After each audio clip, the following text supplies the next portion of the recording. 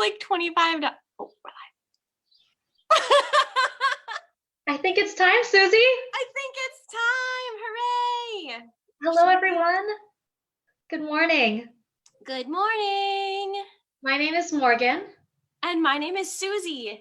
And this is Moo Family Explorations online. Moo Family Explorations is a time where Theater Moo teaching artists and actors get to share with you our favorite creative things to do at home, things that you can do with your family or with the other people around you. And we can all just have fun together. That's right. And if you really enjoy these streams and you want to help support Moo Theater, then you can make a donation through the Facebook live stream link or through the website. But before we start, we wanted to tell you a little bit about us. Morgan, do you want to go first? Okay, so I'm Suzie. I have been a actor and a director for middle school productions and a teacher for kids theater programs in the Twin Cities for many years now, probably at least 10 years. And I specialize in musical theater, but I love all kinds of theater. And today I'm going to teach you a little bit about how to make a puppet. But before we do that, we want to learn more about Morgan. Hi, everyone. I'm Morgan, and I'm originally from Honolulu, Hawaii. I was born and raised there and moved to Minnesota for college. And I started working with Theater Moo as a teaching artist last year. But I've been an actor and dancer all my life. I started when I was 4 years old, dancing with my sisters and acting in musical theater. And I've always been a little bit of a goof, making puppet shows and writing scripts during recess. So this is just a lifelong dream. Suzie, I wanted to know, what is your favorite part about theater? My favorite part about theater would be the storytelling that goes into it. I think I like bringing life to stories and sharing them with other people. What's your favorite part? My favorite part is that I get to travel around the world. And I get to travel through time, which I always wanted to do, just by jumping into different characters or even by going to the theater and seeing different people's stories. I feel like I can go anywhere. Yeah, that's awesome. That's the great thing about theater is you can go anywhere. And you can always make up your own story as you go, too. I'm going to share a story with everybody today, Suzie. Oh, yeah. And this one is from ancient China. It's a myth called Seven Magic Orders. Can you tell? Well, it's a little bit backwards in the screen. But it was written by a Chinese author named Shan Mui in Hawaii, and it was illustrated by his father, Tin Mui. These beautiful illustrations. But I'm really excited to use this story and see how we can make it into a piece of theater together. Yeah. So before we start, we are just so happy everybody's here with us, and we want you to be able to sign in to show us that you came. So if you follow the link into the comments, you should be able to see there's a way to sign in. That's right. And then once you sign in, you can leave us comments and things too. Like, we want to know about you. Like, we shared a little bit about us. We want to know what your background is in theater, if you've ever seen a show before. Or maybe you haven't, and this is your first experience with theater, and that's really cool and exciting, so welcome. Great. I think we get to step in and talk about bringing stories to life. Suzie, what are some of the things that we use in theater when we want to tell a story in front of people? When we want to tell a story, we use, well, of course, we use ourselves, and we use our voices, our bodies. And sometimes you might need something extra to help tell a story too. Like maybe you're telling a story about making stone soup. And to mix the stone soup, you need something to mix it with, like a prop, like a spoon, or it's like, sometimes you might not even have the actual spoon. It might be a stick and you're pretending like it's a spoon using your imagination. Because imaginations are very important in theater too. You might need a costume to make sure that you can tell that you're different people. So maybe I play more than one character and I'm like this sometimes. I'm like, hello, my name is Marshmallow. And then sometimes I'm like, well, now I'm a cabin fire. I don't know. These are random names. that aren't actually names of people. But anyway, so then you can change your body and you can put a different costume on and become somebody entirely different. Those are some things that you use. One of the things I like to see in theater too is when they use set pieces to make Yes. different story areas. Like sometimes you have a set built as a house, or it can be built as a rocket ship. Or you can change the way that a table looks, and a table can bring you to a different room or a different kingdom. These are That's all right. things that people use in theater in order to tell a story. And sometimes they use music and lights too. They can completely change the way a scene feels or the way a play feels. And it can be different if you're telling a happy story or a sad one or a really kind of scary action epic like this one. So this story is an adventure story. It's about a Chinese hero whose name is Chang Shen. This is Chang Shen, who fights a demon named Tai Tai in order to save his kingdom. Chang Shen is in love with a woman named Ching Kit, and the demon Tai Tai steals her away, so he has to go rescue her. But because the demon is so powerful, he enlists the help of 7 gods, and he uses the 7 magic orders in order to call them to his aid to fight the demon. So, Suzie, what is one of the first things we want to do to tell this story today? Well, today we are going to make a prop. And the prop that we're going to make is a monster, like the monster from the story that Morgan's going to read. So during the story, we can use this prop. But first, we need to get our supplies to make these props. So I have a marker, a toilet paper tube. I've got my sheet of paper. I like this construction paper, but if you just have like plain paper, that's fine too, because we can use the marker or fancy paper. Tissue paper. That's right. And I have streamers because I couldn't find tissue paper. And if you don't have tissue paper or streamers, you can always use actual tissues, or you could use toilet paper, or even just plain paper that you cut up and put on the inside of this can look like fire coming out of the monster's mouth. So what we want it to look kind of like at the end is this. This is how I've designed mine. I drew scales on my monster, and I put nostrils and eyes on it, but it's always up to you. So first, if you like to measure things and cut them out, it's 4 inches by 5 inches to fit around the paper, the toilet paper roll. But I don't do that. I just eyeball it. I put it like this and then roll it. See that? And then when I roll it around, just like that, then I can see, oh, I want to cut it here where the paper meets the other paper. Maybe I'll give it a little bit more. And then Morgan's showing us all how we do that in a better way, because sometimes I can't hold the phone and cut at the same time very well.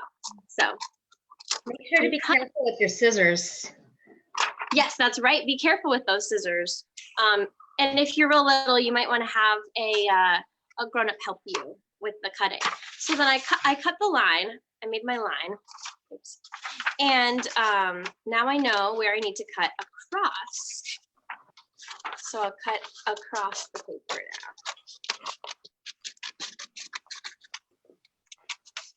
There we go. I've got my paper square. Suzie, I found out that my paper is so soft, I can stuff it in. Like this. Oh, that's a great idea too. I like that. That's very smart. I'm going to use my glue stick. If you don't have glue sticks, you can use tape too.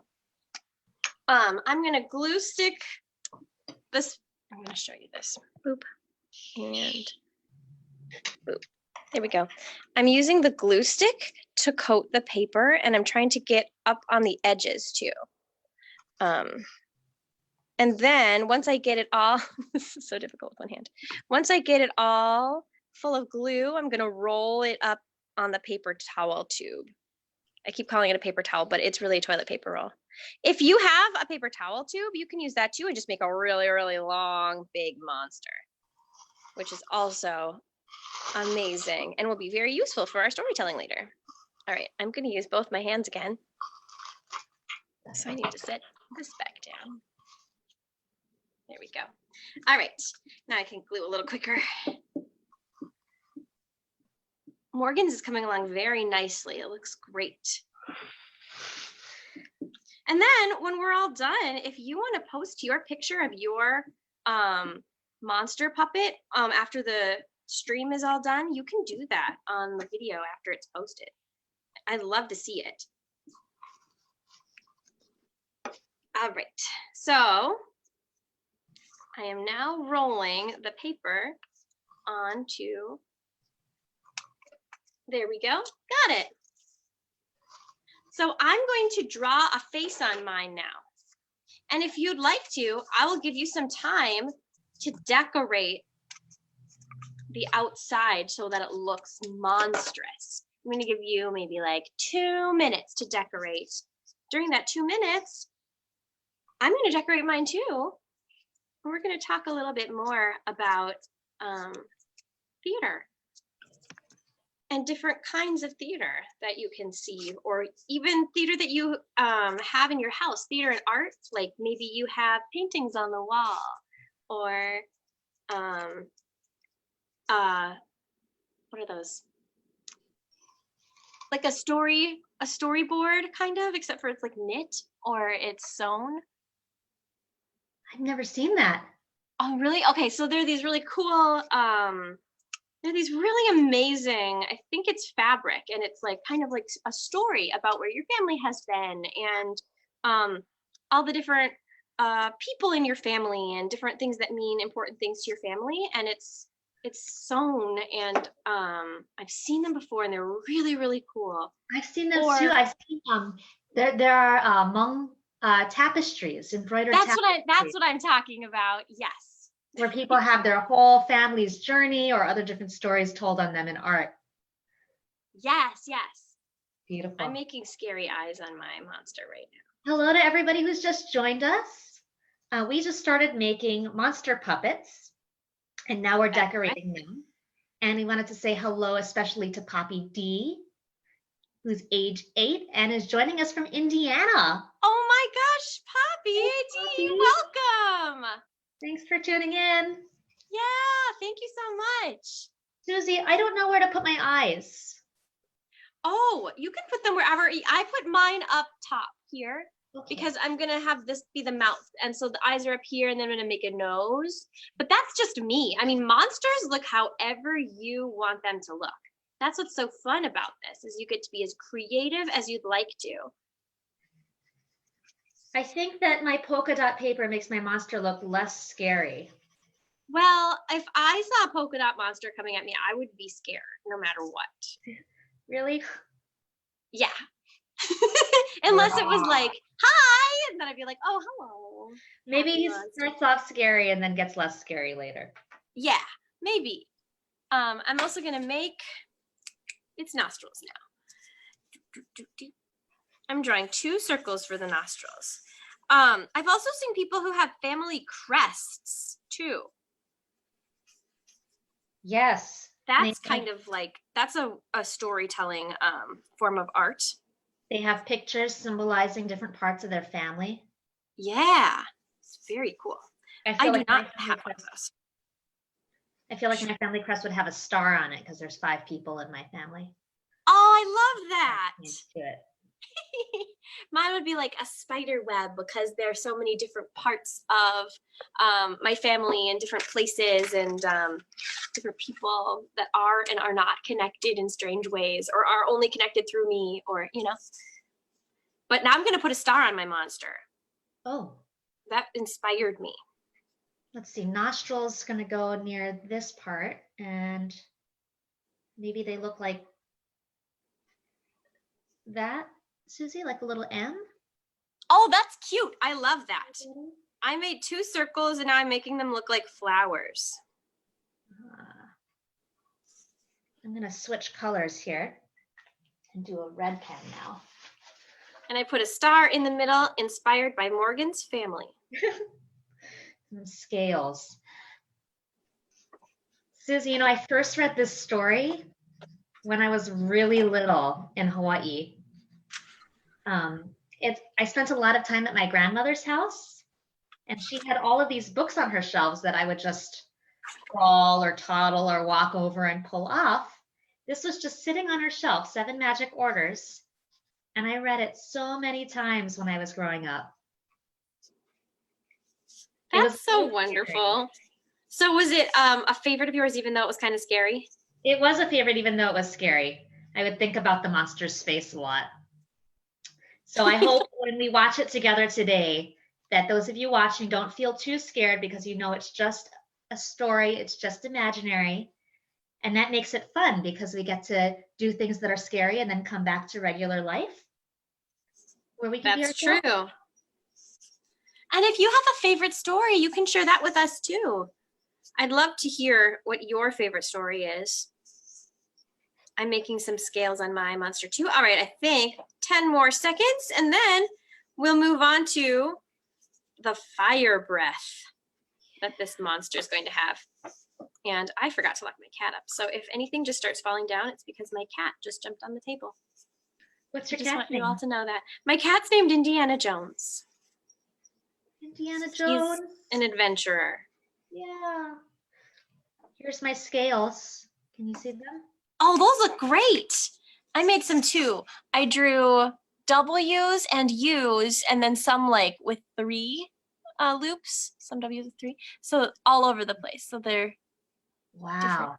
Mine are like connected V's. I like that. All right, so my cat's right here. All right, Indy. All right, now we're gonna move on to the fire breath. So if you just have paper, that's perfectly fine. You might just have a piece of paper mine's the same color. And you can cut your paper like in triangles that are all connected, if you'd like to, for the fire that's going to be coming out of the Indiana Jones. I'm gonna move you. This is my cat. Hello. Hi, Indiana. There you go.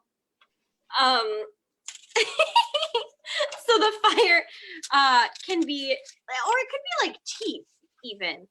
Just, I'm making jagged edges that are all connected. And then like that, if you want to. Or if you have tissue paper, like Morgan, you can do it with the tissue paper too. What we're gonna do is glue it to the inside. So I'm just gonna show you how it fits inside. We're gonna glue it to the inside of the monster that we've made, but make sure, or tape if you have tape, make sure you tape it to the side that has the nostrils on it. So otherwise it could be a cool crown, but it works better if it's the fire, because we're going to use these to breathe into. So it'll be like this a little bit, but I'm going to use my tissue paper, my streamers. And for the streamers, I just kind of like rip them up into pieces. You could also do that with your, with anything you like. You can do ripping, you can cut it up. It's really however you'd like to do it. Oh, yay. Yes, be very creative with your work, because it's all about your imagination. And so I'm ripping mine into pieces. Then I'm going to take my glue stick. Let me show you. Boop. Turn around. Okay, so we've got the paper that I've ripped up, or the paper that you've cut up. And then I'm going to glue it on the inside. So it's going to take a little more time with the ones that are just individual pieces, because I'm going to glue each piece on the inside. But I'm taking the paper and putting the glue right onto the tissue paper that I have, or the streamer, because that's what I had in my house. And then I am gluing it on the inside of the dragon's mouth. Cool. Or the monster. It can be a dragon. Maybe it's a monster today and a dragon tomorrow. Ooh, yeah, you can use it however you like. There we go. And then, of course, if you have tape, tape works great too. And then we're just going to do that to the inside of this monster mouth. I'm putting some of the glue now on the inside of the monster mouth, thinking maybe that'll speed the process along a little more if I just have a bunch of glue in there already. I'm gonna maybe get my fingers a little dirty now, and oh yeah, it gets a little sticky. Put some on my finger. Sometimes it works, and sometimes it does not. A lot of art making is experimentation. That's true. Sometimes it gets stuck to my finger instead of the toilet paper roll. I like that our monsters are sort of the same, but they also look so different. They do. It's like great. Part of the same family. They have their own. They know each other. But yeah, all monsters are different. I have one more piece to put in here. There we go. All right, so then when you're done gluing it in there, you should have something that looks kind of like ours. Mine's all green. I like Morgan's looks like real fire. It's red and yellow, and mine's just green like the monster is breathing green fire. So when we are reading the story, we can use this to go. Right here? Yeah, and then they move. Blow into yours. If you're ready, give it a try. Let's blow into it.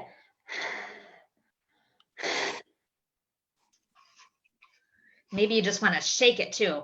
Yeah, that works. Or you could look through it. Mine looks like I'm looking through a bunch of seaweed.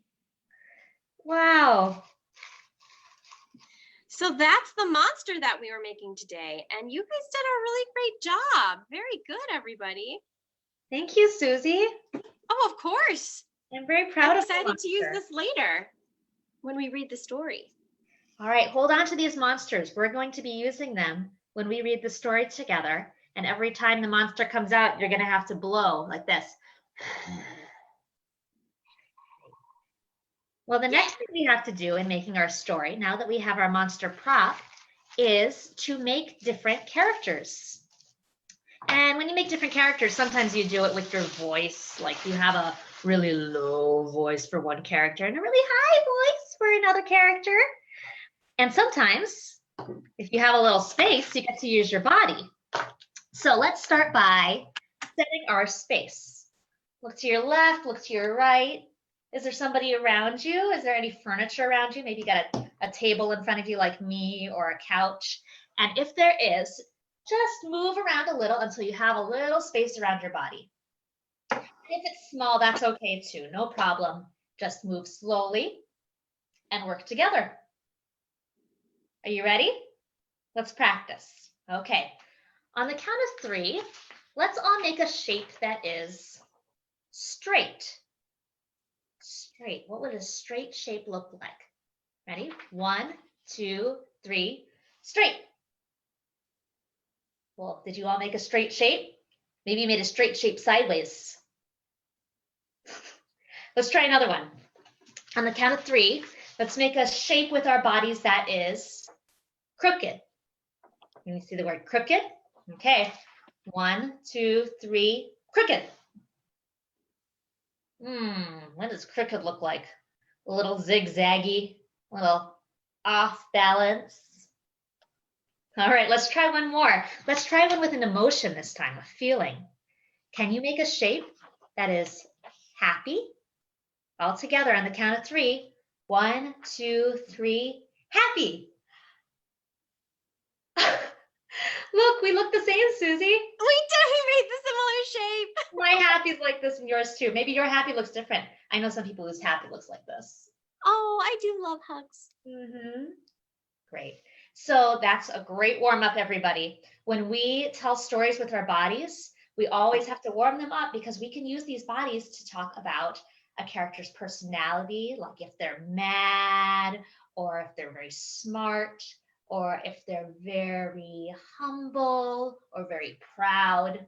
our bodies can tell that story. And we can also tell a story about a character's age or what they do or their superpowers in the case of our gods. So we're going to start with our hero, Chang. And Chang in the story is very brave and daring, and he's sometimes very fierce. He fights very fiercely. So think about what the shape of Chang would look like. Can you make a pose that is Chang shape? On your own. Maybe talk with your family about it. What does a brave, daring, proud, and fierce hero look like? Ready? 1, 2, 3, go. Suzie, what does your shape look like? Mine is both of my arms out and fists, and then my chin's kind of up because I'm proud and I feel brave. I feel the same. I feel like I'm looking towards the monster demon, but I'm not looking down. I have my chest out, ready to face him.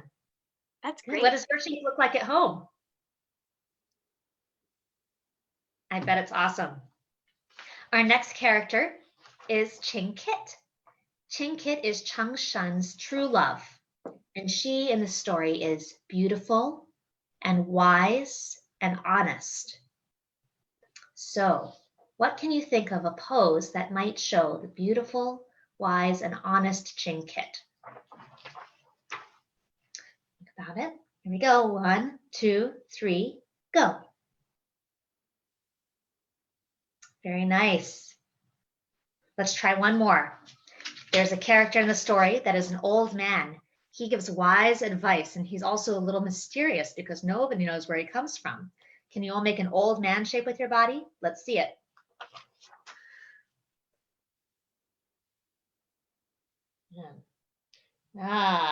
Suzie has a mysterious hood on. I've got a mysterious cane in my hand. Do you have a long beard that you're stroking at home? Very nice. See if you can remember the poses that you made for the old man, for Chang, and for Chang Shan when we're reading the story. And when they come into the story, you can play them. All right, now is the very important part. It's going to get a little harder. You ready? Let's get yourselves ready. Rub your hands, rub your arms. We're going to have to move a little bit. We have 7 gods in this story, and those 7 gods have immense powers. Those powers they use to fight the demon. So we're going to have to make motions for each of the gods to show their powers. Our first god is the god of wind. Cool. Let's think about a motion that you would show for the god of wind. It can be different for everybody, or you can follow me and Suzie. Ready? Suzie, what would your motion be? Mine's me swaying back and forth with my arms going over. Cool. I think for my wind, I'm going to be like a tornado with my arms going over my head like this. Oh, I like that. Cool. Can we do it all together? Ready? 1, 2, 3, go. Yeah. Anytime the god of wind comes, make sure you do that motion. Second one is the god of thunder. The thunder god. Ooh, it looks like he's got a little bit of lightning in there too. Wow. Let's think of something we can do for thunder. Hands together. Maybe there's a big sound. Can we make a big sound with it too? Boom. Boom. That's the god of thunder. That's what we're going to do, but you could do something different too. Third one is the god of fire. Fire. It's hot and it's scorching. What can we think of for fire? We have flames. We have heat. Yeah, I like this. Ooh, it moves around. All right, here's our god of fire for me and Suzie. Here's our fourth god to help fight the demon Sai. It's the earth-shaking god. And my drawing here, I had to get a little creative. It's a seismograph. You've ever seen a seismograph? The earth-shaking god. This one might be hard. What motion would you do for the earth-shaking god, Suzie? I would shake my hands and then let my face shake while I shake. Here we go. It might be Also really good for releasing your jaw. It's very helpful for the body. Oh, I like to laugh when I do these things. Sometimes they get really funny. Okay, we have 3 gods left. You ready for this? Phew, it's a lot to remember. Our fifth God is the God of truth.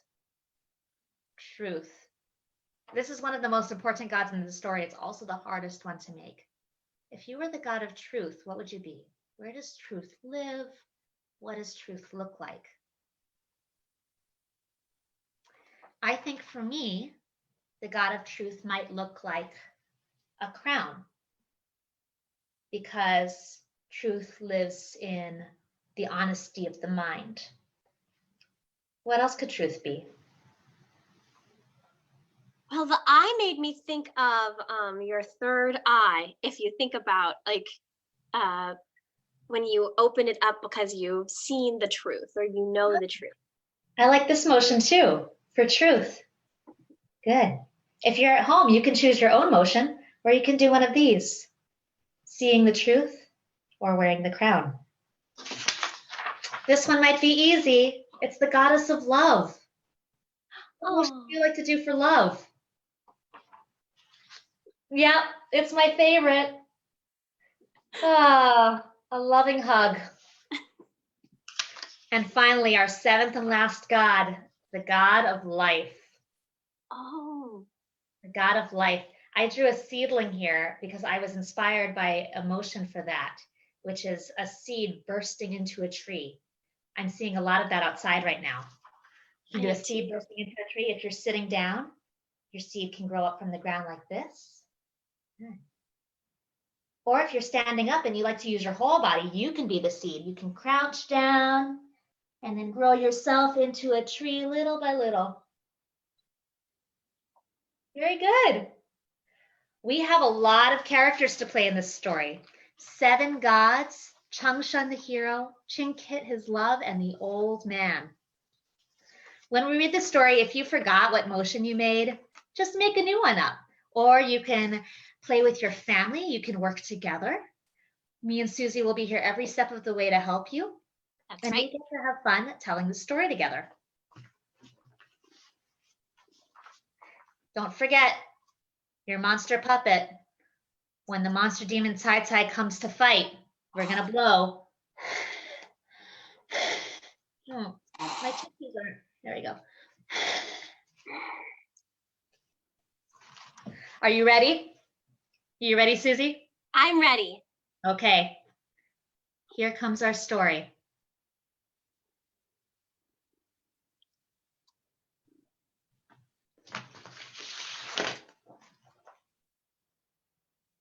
Seven Magic Orders. Illustrated by Y.T. Mui. Story adaptation by Shan Mui. Edited by Ruth Tabra. The land of Taoyuan had never known war.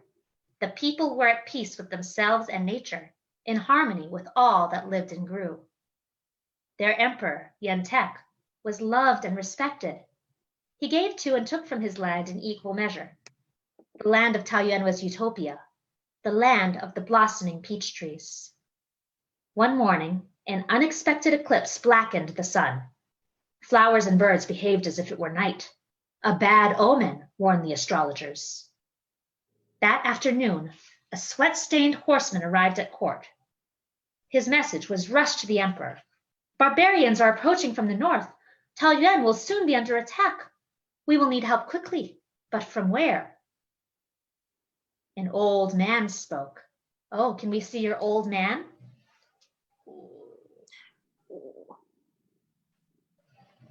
He said, Your Celestial Highness, in the country of Yanmo are many warriors. Yanmo is your cousin. The old man speaks wisely, said the first minister. But there is not enough time to get a message to Yanmo. There is one way, said the emperor, the forbidden pass. But your highness, no man who has gone that way has ever been seen again. The monster demon Tai guards that pass. Here he is, blow your Tai. Get out your monster. Then the old man spoke. There is one man in your kingdom with the courage to attempt the journey. You know him well. His name is Changshan. Here's Changshan. Can you be Changshan? Susie, will you show us yours?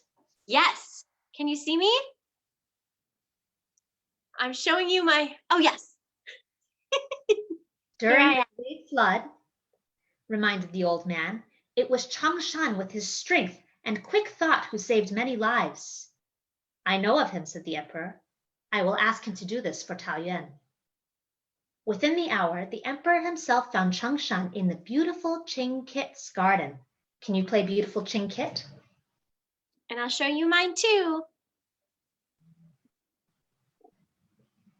I cannot go, said Chang Shan. Not for Taoyuan, not for anyone. Tomorrow is my wedding day. Twice he refused. It was late. The first stars glimmered in the sky. Look, said Ching Kit. Those stars were once two lovers, shepherd boy and spinning girl. They put their love above all else and were banished to opposite sides of the heavens. Now they can meet only once a year, when the mynah birds make a bridge for them. For a long time, Chang Shan was silent. You are right. I must go. I will go with you, said Ching Kit. At dawn, Chang Shan prepared for their journey. The emperor gave him a suit of armor. Chang Shan chose a white stallion for himself and a sturdy mare for Ching Kit. For 2 days and 2 nights, Chang Shan and Ching Kit traveled toward the unknown mountains. Danger seemed to lurk behind each jagged outcrop of rock. Clouds hid the sun. Suddenly, a rock struck the ground between their horses. Stay back, Chang Shan warned Ching Kit. He leaped from his stallion, ready to fight. A barbarian faced him, rocks in each menacing a hair-bristled hand. Chang Shan threw himself on the creature, youth and quickness against brute strength. Ching Kit, he called. He looked back. Where Ching Kit had been, a tendril of smoke curved into the sky. Her mare pawed the earth, riderless. Chang Shan spun around. The body of the barbarian had vanished. In its place sat a woman of such beauty that Chang Shan gasped. Staring at her, he did not notice the 4 demons carrying her palanquin. Ching Kit is gone, she said softly. Forget her. She opened a chest of jewels, enticing him. Come with me, Chang Shan. All this will be yours. The woman's voice tempted him. In desperation, Chang Shan closed his eyes. No, no! When Chang Shan returned to his senses, the old man stood watching him with clear and kindly gaze. Bring the old man back. All right, here's my old man. Put down your weapons, my son. Let me explain what happened. Tai Tai took Ching Kit to the mountain cave. I have been tricked, roared Chang Shan. I will kill him. It is not that easy, said the old man. Let me show you. Come. With a stick, the old man drew 4 characters. You know what these mean. Only if you understand their meaning will you ever see Ching Kit again. Chang Shan read the characters aloud. Faith, obedience, kindness, love. And in that order, said the old man. Carry the message as you promised the emperor. Then return here, and I will help you find Ching Kit. Early next morning, while Chang Shan rode into the land of Yanmo, the old man made his request in the halls of the highest celestial spirit. One by one, 7 magic orders were handed down. Days later, a weary Chang Shan returned from the land of Yanmo. I have delivered the emperor's message. Now keep your promise, old man. The old man nodded.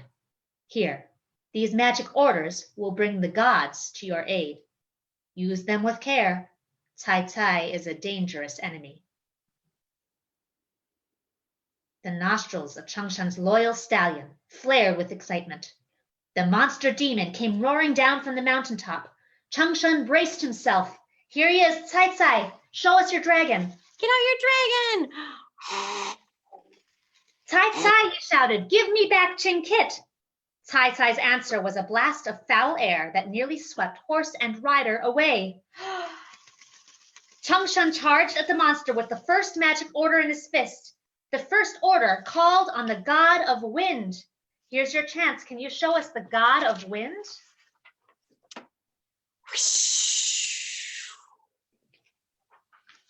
Chang Shan threw the wooden talisman. In that instant, the valley was swept with gales. Rocks and dirt torn from the mountainside filled the monster's mouth. In a fury, Tai Tai turned his arms into 2 vicious snakes. Can you blow your snake, demon? Roar! Changshan pulled the second magic order from his belt and hurled it. The thunder god loomed black in the sky. Remember thunder? Boom! With one lightning bolt, he shattered the snakes, tearing off Tai Tai's arms. Tai Tai fought back with his fiery eyes, scorching the earth around the white stallion. Changshan, throwing the third magic order, called forth the god of fire, the fire god. Crackle, crackle, crackle. With a power 10,000 times stronger, the god of fire blinded Tai Tai. Filled with terror, Tai Tai groped to escape. His giant legs carried him from crag to crag. Changshan used the fourth magic order. The earth-shaking god twisted and heaved the mountains.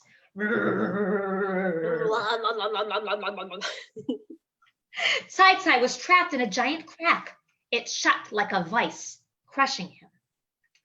Only Tai Tai's spirit remained. In a last desperate attempt to escape, it slipped out and flew skyward. Changshan raced after him. He threw the fifth magic order into the air. The god of truth appeared, and in a burst of dazzling light, destroyed the spirit of the demon forever. Remember truth?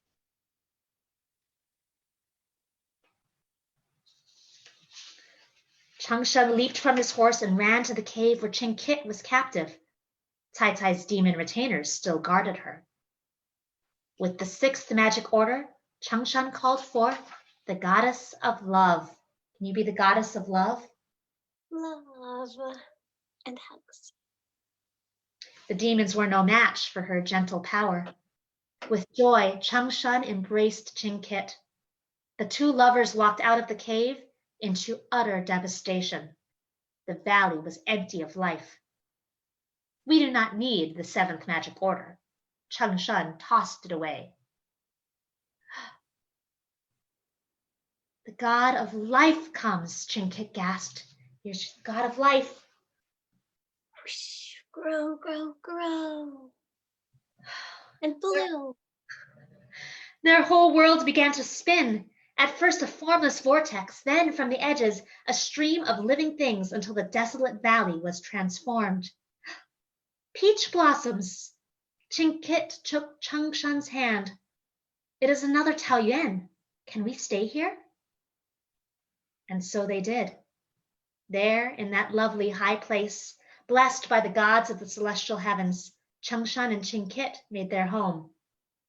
They raised their children to live in respect and wisdom, guided by the 4 characters that were talismans of their valley: faith, obedience, kindness, love. The end. Yay! Wow. That was such a wonderful story, Morgan. Great job, everyone. I have to get back so I can see your face. Everyone give yourselves a round of applause. Great work, everybody. That was And so much hopefully you fun. guys are telling that story at home. I certainly had fun here. I had so much fun too, and I had a lot of fun. I hope you all had fun making this dragon too, or this monster.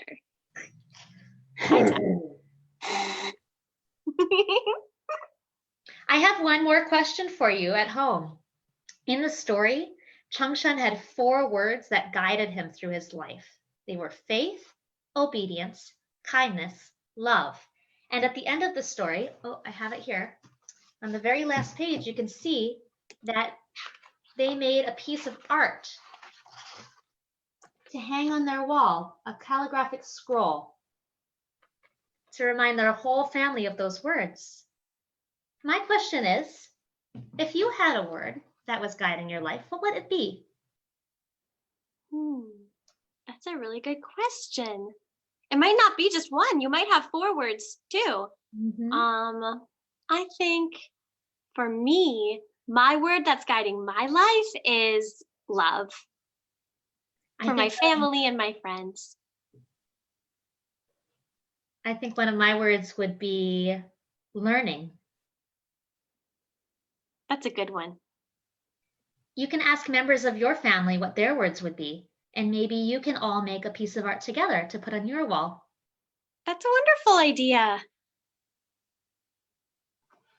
Well, remember that you can tell a story on your own using all of the things that we did here. Any of your favorite stories or songs or even things you can make up, you can tell with your family with characters, props, costumes, and music. That's such a great idea. Yeah, pick your favorite story and then maybe you can all act it out today or this weekend. Before you go, we would love to hear whether you enjoyed today's class, whether you would like to see more of the same thing or some new things to learn. There's a link to a survey in the comments, and it just takes a few moments to fill out, but it means a lot to us and to Theater Move, so we can make this better for you. That's right. It would be really helpful. And also tune in next week at 10 a.m. for Eric Sharp's class. His class is all about movement, your voice, and connecting the two of those together with energy. And it's going to be so much fun and so exciting. Eric Sharp is such a great teacher. You? Yeah. So yay. Thank you so much for tuning in today. Bye, everyone. Goodbye.